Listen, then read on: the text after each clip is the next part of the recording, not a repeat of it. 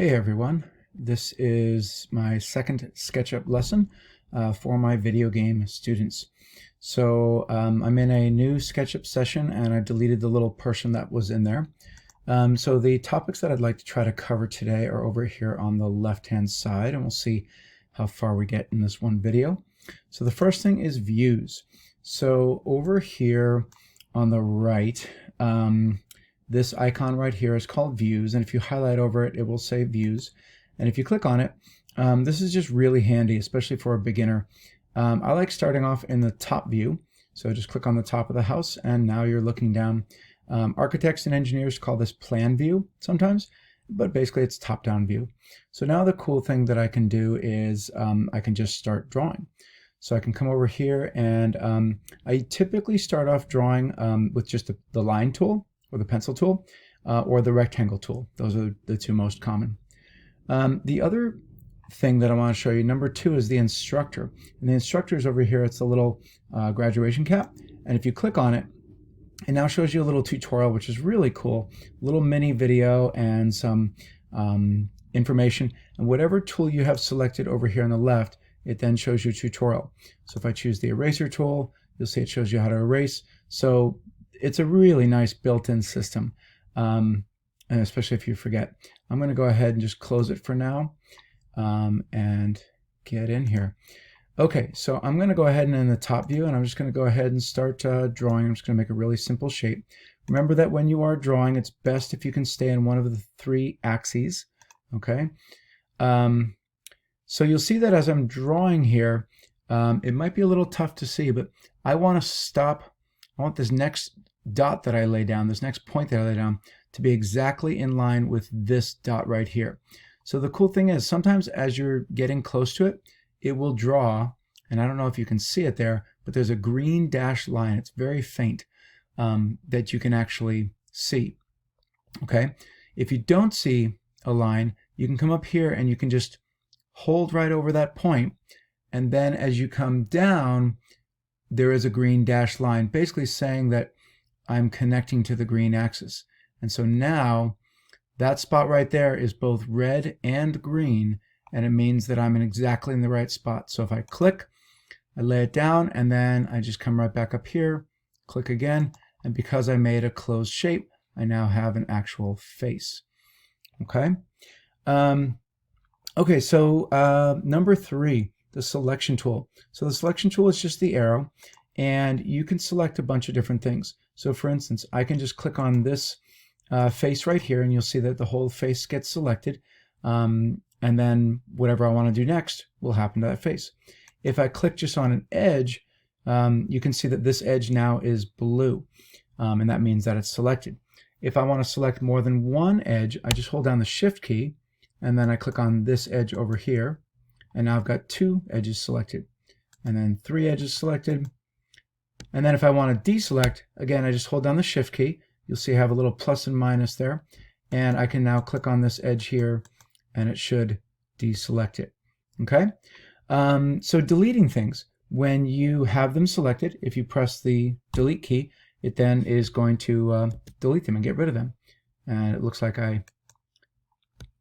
so I'll just go ahead and I'll select, oops, I'll select these 2 edges here, press delete, and you can see that it got rid of those 2 edges there. And now I can go back to the pencil tool or the line tool, and I can draw whatever I want. And on this one, I'm not going to line it up perfectly, and I'll have just like a little angled line there. Okay, so there we are. Again, it's really helpful to have the views out so you can really see what the heck is going on. And now I could take my favorite tool, which is the push-pull tool, and now I could go ahead and make something like that. Okay, so again, the selection tool, super handy. I could take that, select that face, I could delete that face, and now I have just an empty face. I'll undo that. I could select this bottom edge right over here, and then I can come use the move tool, and that's the 4-way arrow tool. And when I click on the move tool, and then come over here and let it snap to the edge, I can now move that edge inwards or outwards and make some really interesting shapes. So make it something like that. Looks like something out of Star Wars there a little bit. Okay, so that's the simple move tool being used with the selection tool. All right, so now I'm going to go ahead. Let's say you want to get rid of everything. So you get the selection tool. You come up here and in an open area, left mouse click and drag a selection box around everything you want to get rid of. Delete key, and you're starting off from scratch. So that's a nice, easy way to do that. Remember, orbiting your view is holding down the mouse wheel. Holding down Shift and the mouse wheel will allow you to pan. All right, so again, I'm going to go into top view, and I'm going to grab my line tool, pencil tool, and I'm going to show you something called Inference Points. And I actually covered it a little bit before. But let's say I'm going to start drawing here, and I'm going to go ahead and just do kind of an L shape here. All right, so an inference point is, you can see right now I'm on the red axis here, the red X axis. And what I want to do is I want to lay down my next point exactly across from this point here. And you can see it actually kind of just snapped like that. The other way I can do it is I can come up here and I can just touch this point here and then very slowly bring my mouse down here until it snaps, and that would work as well. The last thing I can do, and these are called inference points, because they're inferring information from that point. The last thing I can do, if none of those work, is you can come up here and you can just touch to it. I'm not pressing anything on my mouse, and I just start to bring it down. And then if I hold down the Shift button while it's doing that, now it's going to lock. See how it's locked to the green axis? And then they call it constrained. And there we go. And click and click, and I've got my point right here. And I've got a closed shape. Okay, so now let's say I want to draw a square over here, but I want it to be based off of this one here. So watch this. I'm going to use inference points. So I'm going to mouse and just touch over here. I'm not pressing a button, and I'm just going to drag my mouse off to the left, and you'll see that there's a red dotted line, and it's saying that I'm basically coming from that point right there. So I'm going to click, and then I'm going to draw, and I'm going to go up now on the green axis. And what I want to do is I want it to match up with the middle of this line here. So I just come over here and notice that it finds the midpoint of this edge here. And again, I'm inferring from that. I'm going just straight out, nice and slowly. And when it snaps, click. Again, I get another inference point, click, and click. And now I know that this point here is exactly matched up with the midpoint there. And again, for game design, sometimes that doesn't matter, but sometimes it's good to just be very precise. Certainly in architecture, engineering, wood crafting, that would be quite important. But it's really cool that you can do that. Okay, I'm going to now show you the 2-point arc tool. This is the arc tool. There are several of them, but this is the one that I like the most. So it's right here underneath the line tool, and you click and drag, and you'll see that there are actually 4 arc tools. The one that I like is the second one here. It's called the 2-point arc tool. And when you click on it, the way it goes is you give SketchUp 2 points, and then it will do the arc. So watch this. So I click once, twice, and then I can drag out my arc whatever I want, obviously. And I'm going to go ahead and just do it like right here. So it's a complete half circle. Click, and there we go. So since it looks like that, a little bit like a basketball court, now what I can do if I want is I can take the eraser tool, erase that line, and now they're joined together. I can take the push-pull tool, and I can push-pull, and I can make that volume come up just like that. But yeah, I'll show you the arc tool one more time. Again, there are different kinds. I'm just going to do this one. I'm going to carve it out. So watch this. Click once, twice. This time I'm going to go in for a half circle like that. And now I, of course, can delete that. And of course I can delete that. I could also use the eraser tool. And of course I can use the push-pull tool, and I can make some really neat stuff. Let me show you how I can do that on a shape like this. So now I have a 3-dimensional shape. So I'm going to go click, click. This time I'm going to go down on this edge here and click. And now I can take the push-pull tool and actually go back in. So that's kind of cool. It sort of sets in almost like a skate ramp or something like that. All right. Again, I can take any tools on this. So for instance, let me show you something really cool with the push-pull tool. And I want to take the rectangle tool, and I'm just going to start right over here, and I'm just going to go ahead and make a rectangle right there like that. And again, I can take the push-pull tool, and I can go back, and I can go in.